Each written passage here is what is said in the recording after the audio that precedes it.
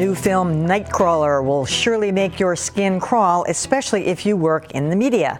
The tale of a freelance cameraman short on scruples could be construed as a hefty indictment of broadcast journalism.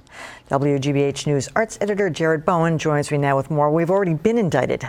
How much worse could it get? It's pretty bad. Is it?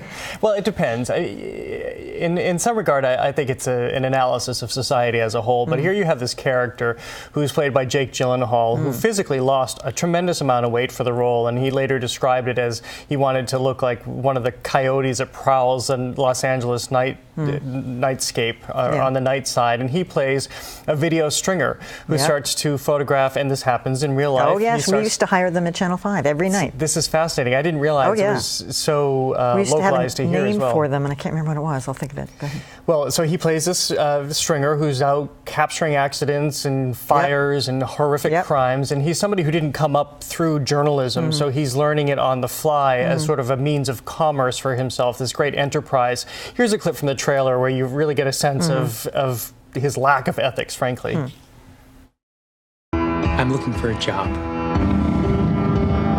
In fact, I've made up my mind to find a career that I can learn and grow into. Who am I? I'm a hard worker. I set high goals, and I've been told that I'm persistent. And I'm thinking, television news might just be something I love, as well as something I happen to be good at. All right, so what's the moral Well, dilemma? so he starts to get... He's not making up news. Well, to some degree, he's fabricating news because he comes upon an accident at one point and moves the body so that he can frame his shot a little bit more. I mean, this movie comes about, I think, that when we're in the reality TV era, and of course we've talked so much about this, but I think that we're now in a culture where we try to program and compartmentalize reality, and we try to fit it, just change it and alter it to suit our needs. So it poses these great questions in this era of TMZ and all of these other news outlets, but how much is this really happening in news? And I actually want to get your take on this. I mean, when I was news director and assistant news director at Channel 5, I mean, we lived on this, especially for the eye-opener news. That was our bread and butter. We had these people who would, I mean, like that accident the other night between the Moose and the Mini Cooper. I mean, that would have been like the lead story. Well, and it probably was on the eye-opener this week, too. I didn't watch the eye-opener. And that's exactly where this is set, of course. It's all set at nighttime in Los Angeles, and so you have him prowling at night and hitting up these producers who are operating in the middle of the night. And in this case, the producer, played by Renee Russo, is at the third lowest rated station. So she needs something that's going to boost her ratings. And here's her take on the current newscape in Los Angeles. We find our viewers are more interested in urban crime creeping into the suburbs. What that means is a victim or victims, preferably well off and white, injured at the hands of the poor or a minority. Just crime. No, accidents play, cars, buses, trains, planes, fires. Bloody. Well, graphic.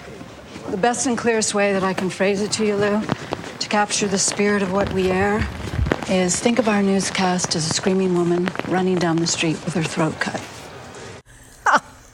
Gosh. But I feel like, not that it's been a long time since I worked in a commercial newsroom, but I feel like that there is an element of truth to this. When I first saw the film, I thought, this is, because in some degree it's camp and it's a little bit, it's so extreme, and Jake Gyllenhaal plays this character, this very, very creepy character with a degree of humor that it sort of removes you from the situation. But looking at that clip again, you realize that, to some degree, this is what we have arrived at in terms of television programming and news and what people expect to consume. I thought you were going to talk about her. We used to be in bidding wars with each other's.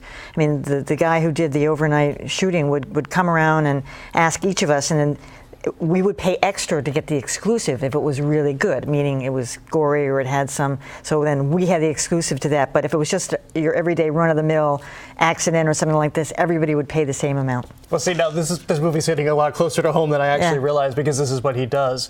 And it gets at these two angles. As I mentioned, of course, it's our media frenzy, but it's also this whole element of commerce. He goes online to study everything about best business practices, and he employs them all using the highest bidder to get at, to make the most money for the video that he's shooting. And that's why it becomes this, very dirty, unscrupulous, unethical behavior.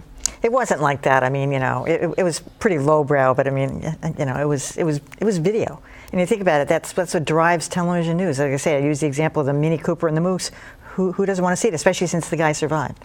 Well, this is what's also interesting is that this is an extension of network and broadcast news, two other movies which I think are fairly iconic for their take on what the news industry is like. Pretty realistic. And, well, yeah, Network, of course, it's been heightened because Network was this film where it was all about somebody's language and their point of view that attracted ratings, where here we jump forward about 30 or 40 years and suddenly it's about creating a crime scene and being involved with the crime scene. All right, I'm going to have to catch this one. All right, what do you got coming up on Open Studio Friday? Well, this week we're in the midst of the Open Studio season here in Boston, so I will take viewers through the Fenway Studios, which you might know it's this historic building on the Mass Pike, and it was designed in the early 1900s to be based on Parisian artist studio, where some of the greatest painters in Europe painted.